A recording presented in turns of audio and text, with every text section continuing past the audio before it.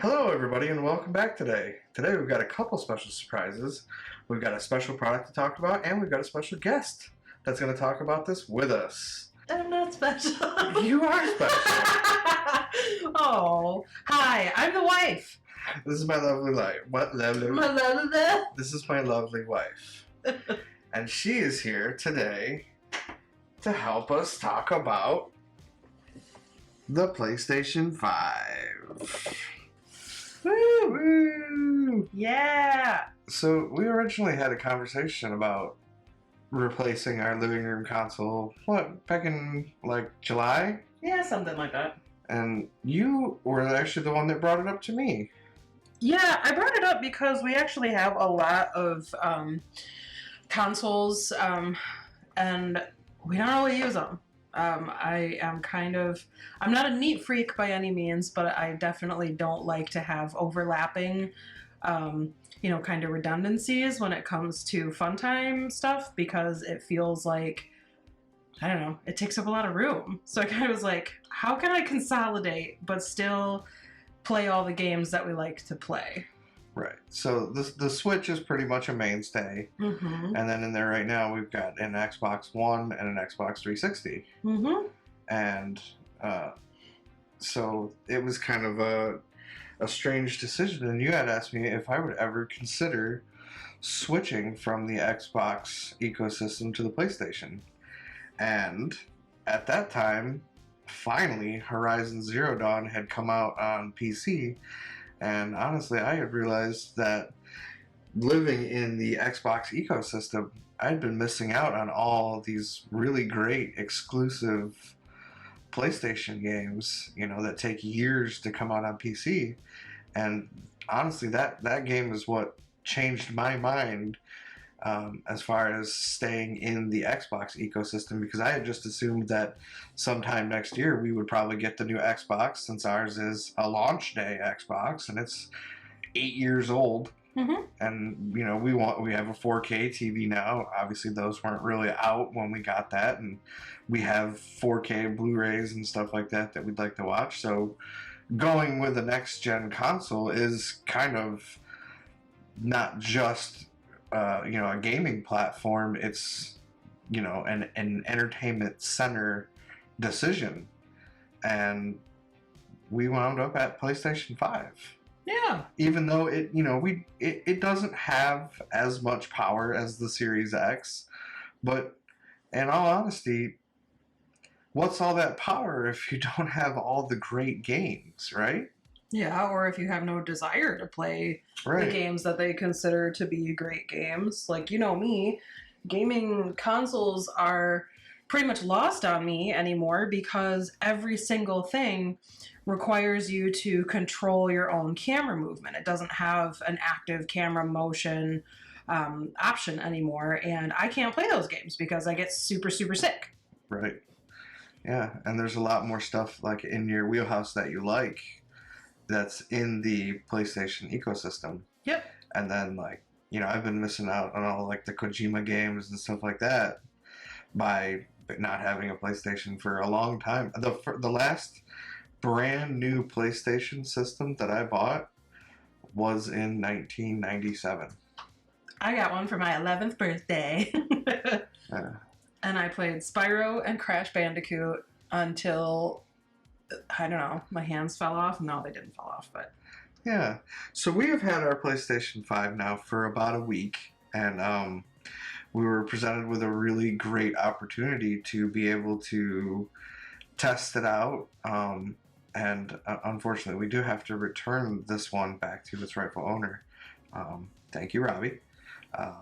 But we were given the opportunity to have one, test it out, really kind of put it through the ringer, and which we have for the last week or so. I've been testing everything that I could think of that I wanted to see what it can do, and I sat down this morning, it's Sunday morning, fairly early for anyone wondering, with the intent to film 3 videos today. And where we're at right now is basically, this is our after a week review, and the things that we like about it, and really the things that we don't like, which is mostly going to be the things that I don't like. Yeah, because I don't know anything about this thing other than I got to play the 2 games that I thought were going to be fun. Yes. Anybody that joined us last night on the Twitch stream noticed a drastic increase in profanity as my wife was playing Crash Bandicoot. Poorly. No, she did great. You did great. It was a good time. You were having a lot of fun though, for doing a Twitch stream, and that's, I guess we'll start there. Streaming is built into next gen. It's it's a mainstay. I thought that was pretty cool. Yeah. It was pretty cool because it's there on the Xbox One, and I believe it's there on the PlayStation 4. We've never had one, so I've never tried it. Mm-hmm. We have up to PlayStation 3, which I think our newest model PlayStation 3 is. Well, we gave it to your sister, didn't we? It was like a 2008 model one.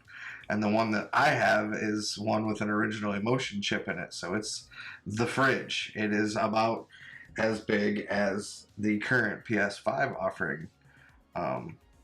So, yeah, we're not very up to date on the PlayStation ecosystem.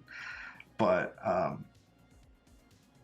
the streaming capabilities that are built into the PS5, they were pretty seamless, don't you think? Yeah, they were actually seamless enough that I could actually easily go, oh, okay, hit this button, go to that little menu, click yes, make the title, and then ta-da, you were already done, provided that you had your account for Twitch or whatever you're streaming on all hooked up already, which I thought was pretty impressive because, I won't say that I'm a troglodyte, but, I'm pretty close to incapable of using a lot of things that you use because I just don't have the know-how. No, I get that. You do. I think you do. I think you're smarter than you give yourself credit. Nobody can see this on camera, but I rolled my eyes real hard. Like I looked at my brainstem. So as far as the streaming capabilities, I know that's going to be a big deal for a lot of people. A lot of people like streaming. Streaming is like really, it seems to be kind of holding its ground as like a mainstay in entertainment these days with everything going on. You can stream to YouTube Live and Twitch. There's currently no support for Facebook gaming. So some folks will be disappointed that I know I do a lot of Facebook game streaming because I, try to keep everything on the same platform. They don't the individual platforms don't really like it when you're talking to other platforms. They tend to get a little butthurt about that. But let's go ahead and talk about hardware. If you want to grab that controller and set it up here for me, my love. The DualSense 5. I'm in love with it. I think it's the greatest controller that's ever been made. I like it better than the Xbox Elite controller. I think it's fantastic. So actually, I think it's a really comfortable controller. I am not super well versed on a lot of controllers. I worry about the fact that everything's white, but that's just me, especially because I tend to get all super impassioned while I'm playing video games, and if your hands get sweaty or if you're, I don't know, snacking and touching this, I can definitely see it getting super discolored over time. Cheeto stains. Cheeto stains. Yeah, no, it's really it was a bit of a learning curve for me going from having only used an Xbox controller all these years with having the thumbsticks offset, whereas the PlayStation is side by side. But I think it's actually really, really a great controller, and I think the changes they made to the housing so that it sits in your hand better than the previous generations. It seems to be thinner in all the right areas and fatter in all the right areas, and it seems to kind of bow outward just right. The console itself, it's heavy. It's super heavy. Some of the plastic work on it is a little bit shoddy. There's a lot of seams visible in it, and so especially the black plastic that's on the in between the two white panels. Some of the seams and stuff don't quite line up all the way 100% correctly. which is I think a little bit strange for a high-end console. It looks like somebody hot glued a Blu-ray drive onto it. It's what it looks like. It looks like a Blu-ray drive was hot glued to it. I'm just realizing right now it's like underneath on this white. Yeah, it's underneath here. It's very strange, isn't it? So I don't know if maybe PlayStation was like almost at the finish line with the PS5, and they were like, oh, we're going to an all digital ecosystem, and then somebody went, no, better put a disc reader on there, and they just kind of cut a hole in the side and then molded it in. That's kind of what it looks like, because it just kind of throws off the symmetry of the whole thing. It's a little weird. But I honestly, like, the whole thing's a little weird looking. The whole thing's a little it's weird a little looking. weird looking. Let's be honest. It's neat though. When it's tipped sideways, it looks like Sauron's tower. Yeah. The actual name for that, but yeah, it looks like Sauron. That's for sure. We haven't noticed anything like any heat-related issues, but remember, this is a console, so a lot of people have a tendency to like throw these in those tiny stagnant air cubbies underneath of their TVs and expect them to breathe correctly when they don't have that kind of fan in it. Ours are actually more open air than a lot of people's. So, we've had this on underneath the TV, but on top of the entertainment center. No heat issues, no overheating, no strange smells, nothing like that. Connecting the controller was super easy. The controller's Type-C. So Type-C charging on the controller, which is awesome. That's going to be awesome to be able to just, sit there on the couch and use the phone plug that's there to be able to charge the controller if the battery goes dead. The compatibility with headsets has been fantastic. Every headset that I've plugged into it that has a TRRS configuration for stereo sound as well as a microphone, so that'd be a 3-section headphone plug, has worked. I used my nice PC gaming headset that has its own little audio card. I took it out of the audio card and plugged it into the controller. It worked fantastic. Microphone worked. Mute button for the controller works with those. Everything I plugged into it that has that universal plug configuration has worked great. I am a little leery of the 2-prong plug setup for as much power as this should be drawing. So having, a non-grounded plug seems a little bit strange. It's nice to see the power supply is internal on this rather than, our first gen Xbox One, which is a gigantic external power brick. So that's pretty nice. A couple of the other videos that that I was intending to shoot today was one, keyboard and mouse support. Forget it. I couldn't get any of them to work. It's there. Down the road, developers may support that more. They claim that you can use a keyboard, standard keyboard and mouse, but I could not get any of my keyboards or mice to register. It would say that they were there, but it wouldn't work on any of the games even that were listed. So there may be some more updates that need to happen, which if that happens, that makes the premise of the next gen console like the PS5 way more enticing, especially to prominently PC gamers, because it runs at 4K 60 hertz, smooth, no drops, looks great, super smooth, everything plays awesome, looks amazing, and then it plays at 1080p 60, no drops, no frame dips, nothing. It is plenty of power for any of that stuff.